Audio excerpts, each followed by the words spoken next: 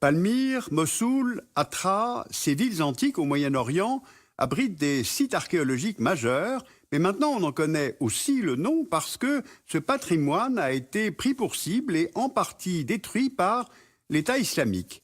Alors ce qui se joue en Syrie et dans l'ancienne Mésopotamie, c'est avant tout bien sûr un drame humain, mais en plus c'est un drame culturel qui entraîne des pertes majeures pour les populations syriennes et irakiennes, mais aussi tout simplement pour notre histoire commune. On constate en fait que de nombreux autres sites du patrimoine mondial sont menacés par les conflits, le changement climatique, le tourisme, le développement d'activités économiques, l'urbanisation. Eh bien, ce sont ces cartes que nous allons regarder aujourd'hui. En 1972, à la conférence générale de l'UNESCO qui s'est tenue à Paris, a été adoptée la Convention concernant la protection du patrimoine mondial, naturel et culturel. Elle s'appuie sur le principe qu'il y a des lieux qui ont une valeur exceptionnelle pour le monde entier, donc ils forment un patrimoine qui est commun à l'humanité. Ces lieux, il faut les préserver, et cela commence par un recensement de ces sites. En novembre 2015, il existait 1031 sites inscrits par l'UNESCO sur la liste du patrimoine mondial, dont environ 800 biens culturels, 200 biens naturels et une trentaine de biens mixtes, donc à la fois naturels et culturels. Ces sites sont choisis par le Comité du patrimoine mondial sur la base de 10 critères, comme par exemple représenter le génie créateur de l'homme, tel le sanctuaire du Machu Picchu au Pérou, ou la Statue de la Liberté aux États-Unis, apporter un témoignage sur une civilisation vivante ou disparue, comme les sites archéologiques de l'île de Méroé au Soudan, offrir des espaces d'une beauté naturelle exceptionnelle, comme les hauts plateaux du centre de Sri Lanka, ou bien des habitats naturels permettant la conservation de la diversité biologique in situ, c'est-à-dire dans le milieu naturel, à l'image du sanctuaire de Belém del Vizcaíno au Mexique.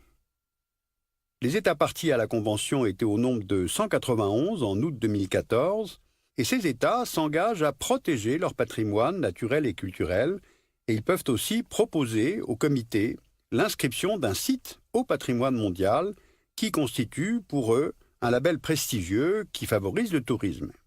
Alors ce label permet aussi de sensibiliser la population à la protection de son patrimoine et d'avoir éventuellement accès à une aide financière et technique fournie par l'UNESCO pour protéger les sites. Alors en contrepartie, les États doivent rendre compte au comité de l'état de conservation de leurs sites et des mesures adoptées pour les conserver, tout cela sous forme de rapports réguliers. Mais si un site se dégrade ou s'il n'est pas correctement préservé, le comité l'inscrit sur la liste du patrimoine dit en péril, et en novembre 2015, il y avait sur cette liste 48 sites dont la valeur était menacée par les conflits, comme en Syrie ou en Irak, mais aussi au Yémen ou encore au Mali. À Tombouctou, en 2012, le groupe islamiste Ansar Dine a endommagé et détruit plusieurs mausolées musulmans. Il y a aussi le changement climatique ou les risques naturels, à l'image du site archéologique de Chan Chan au Pérou, menacé par le phénomène climatique El Niño. Ou alors il y a encore l'urbanisation ou le développement d'activités économiques. Par exemple, à Liverpool, au Royaume-Uni, le port marchand, témoin de la culture maritime des XVIIIe et XIXe siècles, est menacé par un projet de construction d'un quartier d'affaires, résidentiel et de loisirs sur les quais historiques. Sur cette liste, il n'y a donc pas que des pays pauvres en développement ou fragilisés par l'instabilité politique. Pour l'UNESCO, l'objectif de cette liste, c'est d'alerter et de mobiliser le soutien de la communauté internationale et de pousser les autorités à mieux protéger leurs sites. Car du côté des États, la perte du label est dommageable pour leur réputation et pour leur industrie touristique. Si rien n'est fait, un site peut être rayé de la liste du patrimoine mondial s'il a perdu ses caractéristiques exceptionnelles. Alors c'est arrivé 2 fois, à Dresde, en Allemagne, où la construction d'un pont a détérioré le paysage culturel, à Oman, où une zone protégée dévolue à l'oryx arabe, une espèce en voie de disparition, a été réduite de 90% par les autorités suite à la découverte de gisements de pétrole. Alors être rayé de la liste, c'est aussi ce qui pourrait arriver au patrimoine irakien et syrien, menacés par le conflit qui ravage ces deux États. La Syrie et l'Irak disposent d'un patrimoine historique exceptionnel, notamment hérité de la Mésopotamie antique. On y trouve de nombreux sites, dont certains ont été inscrits au patrimoine mondial, parmi lesquels les villes antiques de Palmyre en Syrie et de Samarra en Irak. Or aujourd'hui, ces sites, en quasi-totalité, sont considérés comme étant en péril. Car la Syrie, on le sait, est en guerre depuis 2011. Le conflit oppose l'armée syrienne aux groupes rebelles qui luttent pour la chute du régime de Bachar el-Assad, et les deux camps, ainsi que les forces kurdes, sont également confrontés à la progression de l'État islamique, à la fois en Syrie et en Irak, et le patrimoine est l'une des victimes de ces conflits. Certains sites ont subi des dommages collatéraux, des affrontements.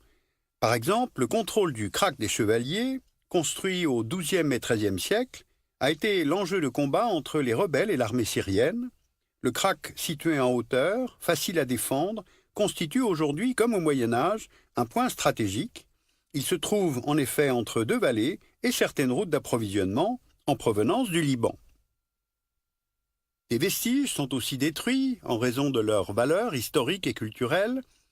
C'est ce qui s'est passé à Nimroud, à Tra, au musée de Mossoul ou encore à Palmyre, où l'État islamique a détruit des objets et des lieux qu'il considérait comme anti-islamiques. Par exemple, en août 2015, l'EI a détruit le temple de Balchamin, à Palmyre. Alors on est là face à une forme de nettoyage culturel, où le patrimoine est utilisé comme arme de guerre afin de choquer la communauté internationale tout en ralliant de nouveaux soutiens. Mais il y a aussi un objectif économique. Ces sites archéologiques sont pillés par les membres de l'État islamique. Les antiquités qui s'y trouvent sont évacuées vers la Turquie, le Liban et la Jordanie pour ensuite être revendues sur le marché noir. Alors il est difficile de connaître avec précision les revenus de l'EI tirés de ce trafic. Les estimations oscillent entre plusieurs millions et plusieurs milliards de dollars.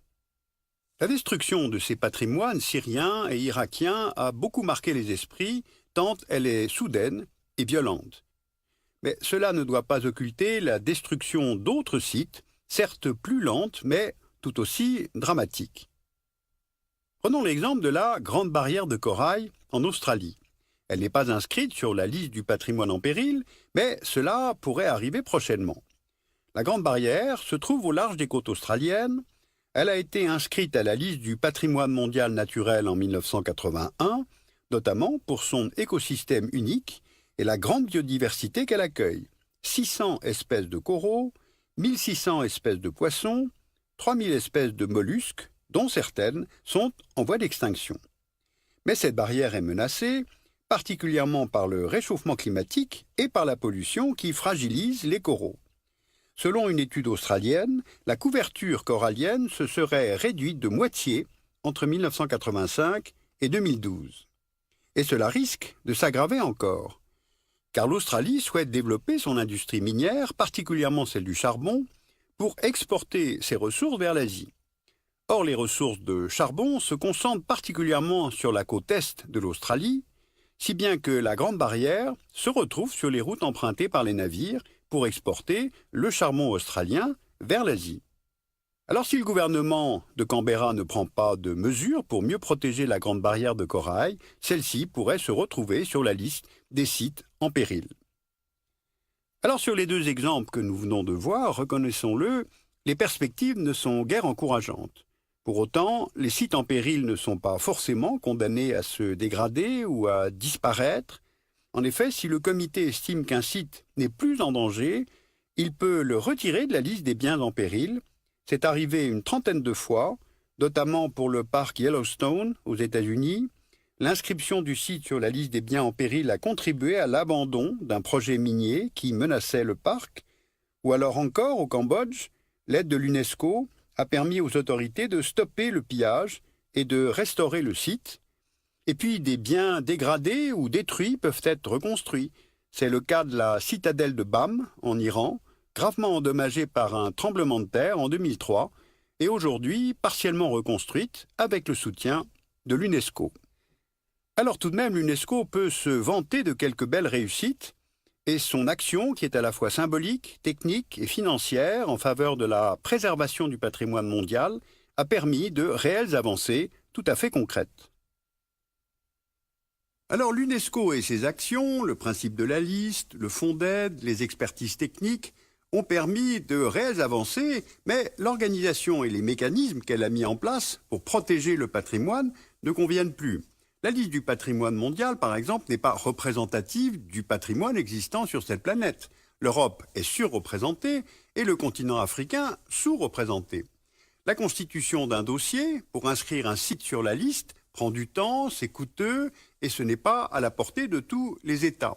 Et puis le fonds d'aide de l'UNESCO est assez faible en regard de l'ampleur de la tâche. L'autorité de l'organisation aussi, car en cas de destruction volontaire, l'UNESCO n'a bien sûr aucun char à envoyer sur place. Alors que faut-il faire lorsque les destructions participent d'une éradication volontaire, d'une mémoire, d'une culture, religieuse ou non, comme les Bouddhas de Bamiyan en Afghanistan ou le site gréco-romain de Palmyre en Syrie.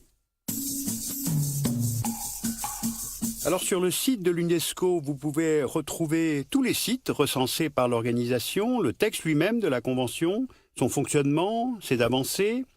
Vous pouvez lire aussi à la documentation française le patrimoine, pourquoi, comment et jusqu'où. Et puis la collection du journal Le Monde et de la National Geographic Society, Patrimoine de l'humanité, soit 30 volumes qui portent sur les différents sites du patrimoine mondial.